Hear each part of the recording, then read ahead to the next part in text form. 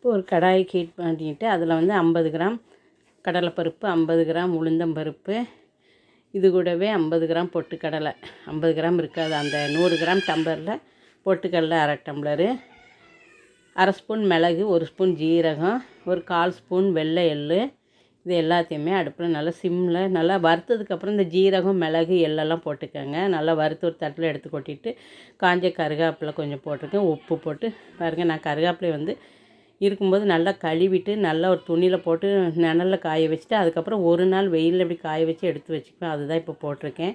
இப்போ பாருங்கள் நல்லா மொறு மொறுன்னு வறுபட்டுச்சு. இதெல்லாம் எடுத்து அதே தட்டில் கொட்டி வச்சுட்டு கொஞ்சமாக எண்ணெய் ஊற்றி ஒரு 10 போல் காரத்துக்கு எவ்வளோ தேவையோ அது தகுந்தாப்புல காஞ்ச மிளகா போட்டு வறுத்து எடுத்துகிட்டு இது கூட 3 துண்டு பெருங்காய கட்டியும் போட்டு வறுத்து எடுத்துக்கலாம்.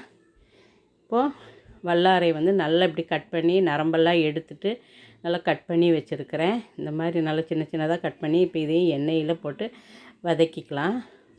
நல்லா கலர் மாற வரைக்கும் நல்லா வதக்கிக்கணும். நல்லா கையில் எடுத்தால் 2 கை அளவு எடுத்துக்கிட்டேன். இப்போ இது கூட ஒரு சின்ன நெல்லிக்காய் அளவு, ஒரு நெல்லிக்காய் அளவு புளி எடுத்து அதையும் போட்டுக்கலாம். ஒரு 10 போல் பூண்டு தட்டி வச்சுருக்கேன், அதையும் போட்டு நல்லா கலர் மாறுற வரைக்கும் இப்படி நல்லா வதக்கிக்கங்க. பிரண்டு நல்லா வதங்கணும். இப்போ பூண்டு பிரண்டையெல்லாம் நல்லா வதங்கிடுச்சு. இப்போ நல்லா எண்ணெயை வடிச்சிட்டு ஒரு இப்படி கிண்ணத்தில் போட்டுக்கோங்க. ஓட்டையாக இருக்கிற கிண்ணத்தில் போட்டு நல்லா எண்ணெயை வடித்ததுக்கப்புறம் மிக்ஸி ஜாரில் போட்டு ஃபஸ்ட்டு அதை பவுட்ரு பண்ணிவிட்டு அதுக்கப்புறம் இந்த பிரண்டையும் பூண்டெல்லாம் போட்டு நல்லா பவுட்ரு பண்ணி எடுத்துட்டோம்னா சூப்பரான பிரண்டை பொடி ரெடி. இது சாதத்தில் போட்டு பிசைஞ்சு சாப்பிட்டுக்கலாம். குழந்தைங்கள்லாம் பிரண்டை சாப்பிட மாட்டாங்க. இந்த மாதிரி பொடியாக பண்ணி கொஞ்சம் நெய்யோ ஆயிலோ ஊற்றி